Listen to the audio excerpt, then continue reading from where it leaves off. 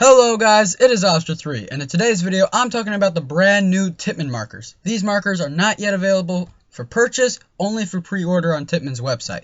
So I'll be talking about what all these markers have in common, what system they run on, as well as what they all have individually and the prices, and make sure at the end of this video you know all the differences between all four of these markers. Now the way how I get most of this information is from Tippmann's website, as well as a few videos I've seen from Paintball Extravaganza. So if you go to Tippmann's website, underneath where it says markers, it should take you straight on top to the striker section. Here you should see all four variations of the striker, starting with the MP1 version. This MP1 is basically in the shape of an MP5 kind of model, and it has a starting price of $249. Next, we have the XR1, kind of your classic M16 marker, which has a price tag of $249 as well. Then we have the MP2 Elite. This is at $299 and is definitely an awesome looking marker. And then finally the AR1 Elite, a great looking marker for $319. So to start with, here are some similarities that all the markers have. Number one is that they all have basically ion internals. If I had a shooting video of an ion, I would definitely show it to you guys, but I do not. So basically you guys can search it up on YouTube, but if you've never seen an ion shoot before, these markers basically have the same internals as an ion. They're probably going to shoot the same way as an ion. Now, number two is that they all have double triggers, kind of like your average speedball gun or the ion. They also all have double triggers. They all have a realistic woods ball looking style to them, which is awesome for at least those woods ball lovers out there. And they all have their own little differences between stocks, shrouds, barrels, foregrips, hoppers, etc.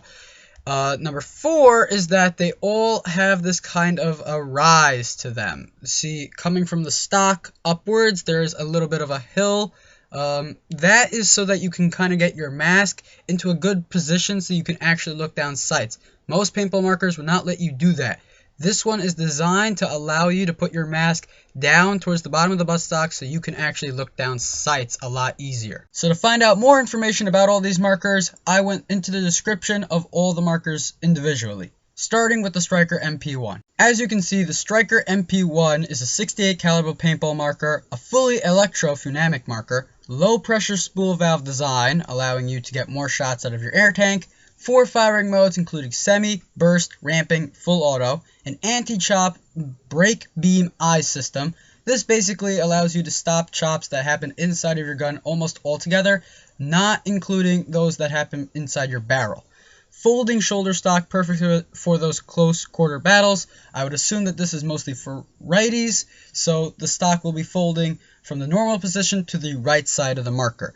Top Picatinny rail for accessories. As you can see, the shroud unfortunately doesn't give you side rails if you want that or not. A ported aluminum barrel with shroud, and I'll be getting more into the barrel later on. A customizable design accepts aftermarket accessories, basically things that you can put onto the top rail.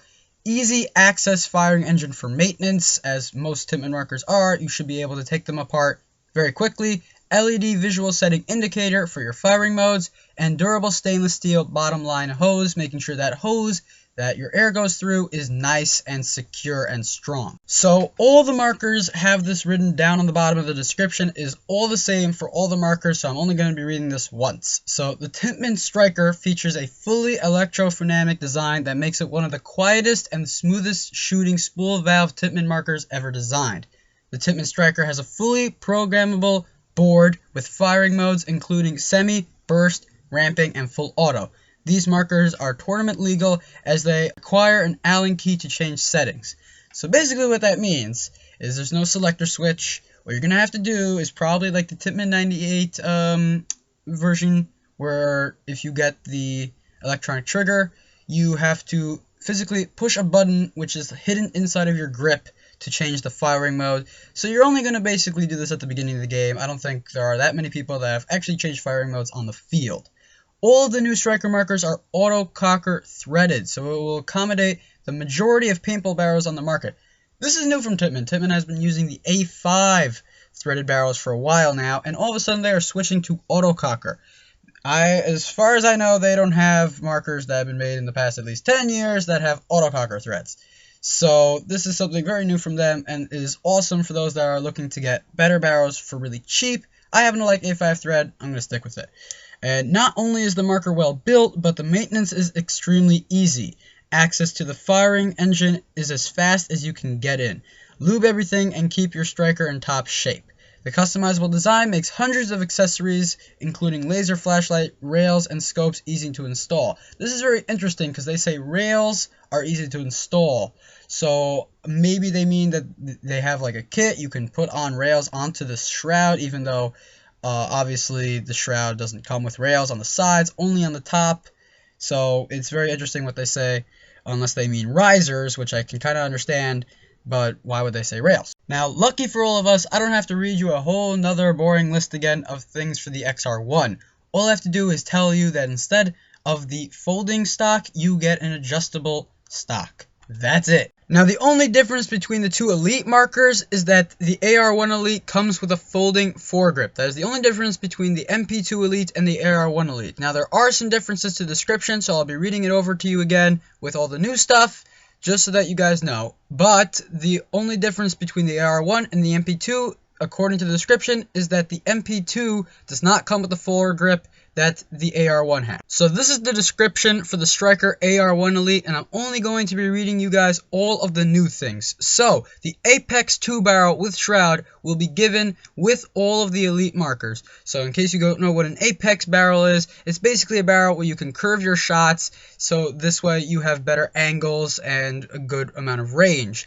The front folding grip is only available for the AR1 Elite. The flip-up sights will be given with both Elites, and the rip clip loader. Now, this is a very interesting loader because instead of using gravity as a lot of hoppers do, this one veers off to the side almost completely at an angle of 180 degrees.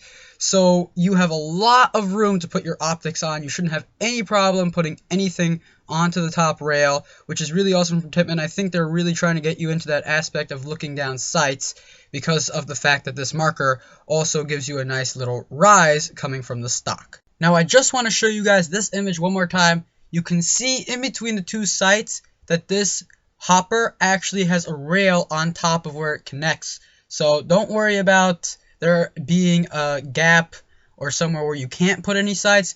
There is a riser there, so you can put your sights anywhere on top of the marker. One more thing I want to touch up on is that the MP1 and the XR1, the two markers on the left, in case you guys are not familiar with them, are not coming with hoppers. They might be coming with plastic gravity-fed hoppers.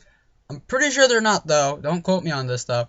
But the Elite versions, the MP2 and the AR1, do come with the rip clip hopper, of course. So the MP1 and the XR1 will be available to have those standard gravity-fed or electronic-fed hoppers that come from the top as your regular style, while the Elite versions will only be available for the rip clip hopper. I want to thank you all for watching this video. Hopefully you enjoyed. Don't forget to like, share, and subscribe. There will be 2 other videos you guys can click on at the end. Also, you can check out my Facebook page and my Twitter page. Again, thank you for watching. Have an awesome day.